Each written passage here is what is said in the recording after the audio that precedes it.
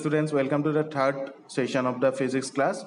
In the last video, we have discussed the properties of solid, properties of liquid, and properties of gas, along with the kinetic theory of matter.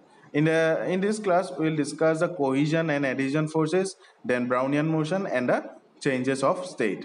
Okay, let's start. So, cohesion and adhesion. Cohesion forces are the attraction forces between like particles, such as the particles of the same liquid. And adhesion forces are the attraction forces between unlike particles, such as the particles of the liquid and the walls of the container. And to understand what the surface of the water has this U-shape or concave meniscus, we have to regard the forces acting on these surface particles. For example, this particle is under the effect of cohesion forces since it is surrounded by like particles of the same liquid. While the forces on this particle, which is in contact with the walls of the container, are two types of forces. Adhesion forces, which is the attraction between the particle and the walls of the container, and cohesion forces attracts the particle to other particles of the liquid. And because of the adhesion forces, it gets a little bit higher than the other particles. But those particles which are in contact with the walls of the container won't go that high because of the middle particles are pulling them down using cohesion forces. But what if the tube was narrower? Then we'll have less particles at the middle, and then adhesion forces would overcome cohesion forces and the product in contact with the walls will go higher. So now we have the Brownian motion. Okay, in liquids and gases, the molecules move constantly in random directions. This motion is called Brownian motion. It occurs because molecules collide with one another and with the walls of the container. Have you ever wondered why ice turns into puddles of water on a sweltering day? Let's find out. On Earth, material exists in one of three main states of matter: solid, liquid, and gas. Materials can change between these states. When a state change occurs, a substance's property will also change. Maybe not too surprising. However, if the state change is reversed, this substance will recover the properties it had to begin with need. Matter can transition between the three states when heated or cooled. But why is he key in all of this? When a material is heated, it absorbs heat energy. This additional energy can cause attractive forces between molecules to break. This leads to rearrangement of the particles because the attractive forces no longer hold them together as tightly. The same happens when a liquid is heated. The attractive forces between the molecules break, leading them to become more widely dispersed and a gas to form. Okay. Now, these four words describe changes in state. Do you know which word refers to which change? Pause the video and fill in the blanks and click play when you are ready. So, did you get them right? Now, do you know the difference between evaporation and boiling? Both are when a substance transforms from a liquid to a gas. Think of a boiling pan of water, all of the water bubbles. This is because all of the particles have enough energy to become gaseous. But water standing in a pan that is not being heated by anything other than the environment can also turn into a gas. This is called evaporation. Only the particles at the surface have enough energy to change from a liquid to a gas. Hence, evaporation is a slower process than boiling. Even though it achieves the same state, both the types of vaporization. The opposite of vaporization processes is condensation, the transition from a gas to a liquid. Think of a cold can of cold drink on a hot day. Those water droplets on the outsides, or the dew on the grass in the morning, even the cloud in the sky, or a foggy windscreen in a car. These are the examples of condensation. Water vapor in the air has cooled down to form liquid droplets of water. Now let's think about the transition between solids and liquids. So, melting and freezing, think of the Arctic Sea in the summer. When air temperatures are warmer, more heat energy is absorbed by the ice. This causes bonds to break between the ices. Water molecules and the ice starts to melt and the solid ice becomes liquid water.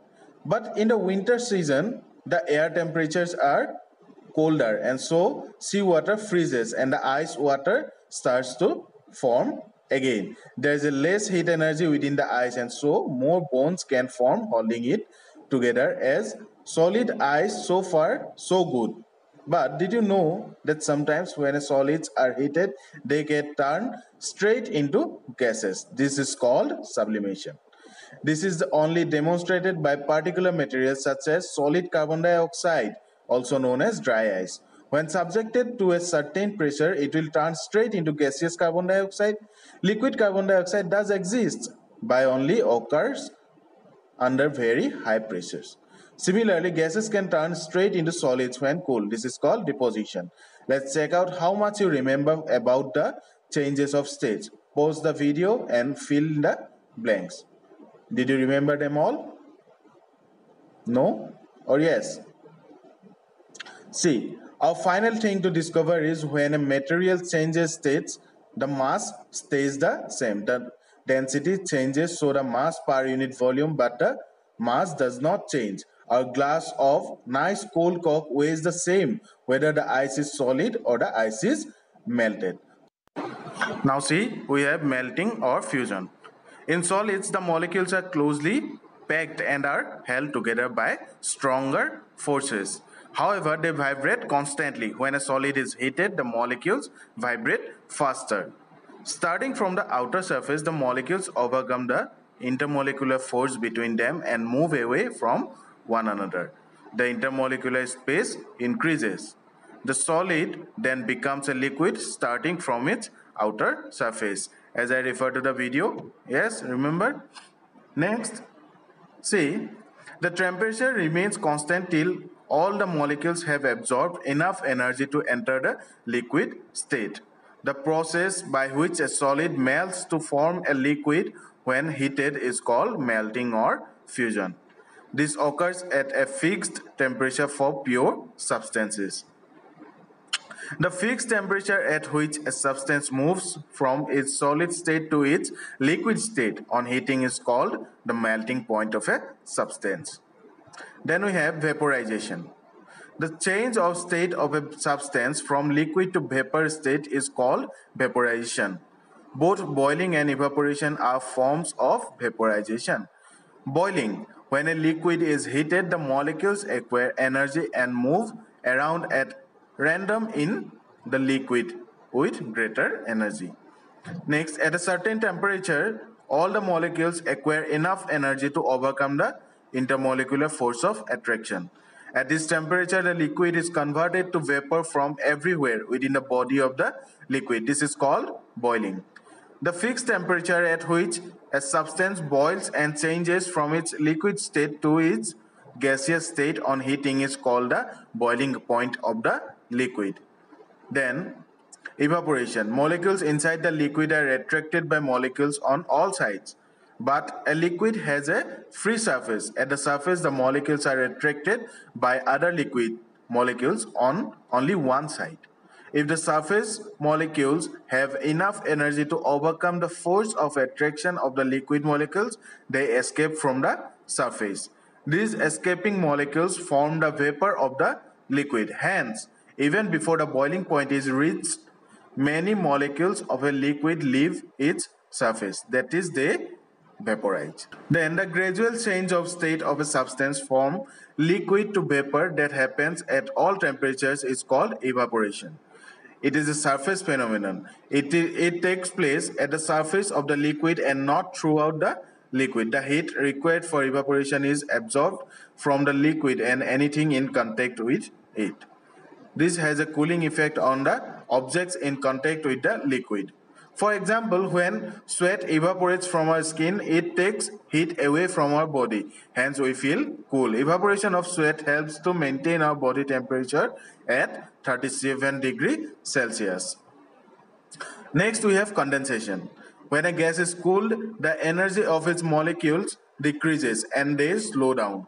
Hence, the intermolecular force of attraction increases and the molecules come closer to one another. If the cooling continues, the intermolecular space is reduced to such an extent that the gas is converted to a liquid at a certain temperature. This Change of state of a substance from a gas to liquid is called condensation. The fixed temperature at which the state of a substance changes from gas to liquid on cooling is called the condensation point of the substance. Note that the heat given out when a substance condenses is the same as the heat required to make it boil. Next, we have freezing. As with condensation, when a liquid is cooled, the molecules lose energy. The intermolecular force of attraction increases and the molecules come closer to one another. This reduces the intermolecular space between molecules, and at a certain temperature, the liquid changes into a gas solid. This change of state of a substance from liquid to solid is called freezing. The fixed temperature at which the state of a substance changes from liquid to solid on cooling is called the freezing point of a substance. Note that the heat removed when a substance freezes is the same as the heat required to make it melt. Sublimation. In solids such as camphor, naphthalene, ammonium chloride, and iodine, the intermolecular force of attraction is weak. When such solids are heated, the molecules quickly acquire enough energy to overcome the force of attraction and become free to move. The intermolecular space becomes very large and they change directly to vapor. Such substances are called sublimates.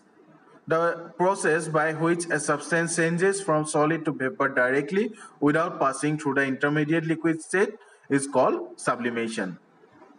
Then we have deposition. When a sublimate is cooled, it changes from vapor directly to solid without being converted to a liquid. This is because of cooling. The molecules lose enough energy and their intermolecular force increases to such an extent that the gaseous substances directly becomes a solid. This process is called deposition. Then we have this figure. You will also find it in your book. Okay. So this much is for today, and also the chapter is completed. So I'll give you an assignment tomorrow, and the next day I'll give you the question answers. Okay. Thank you.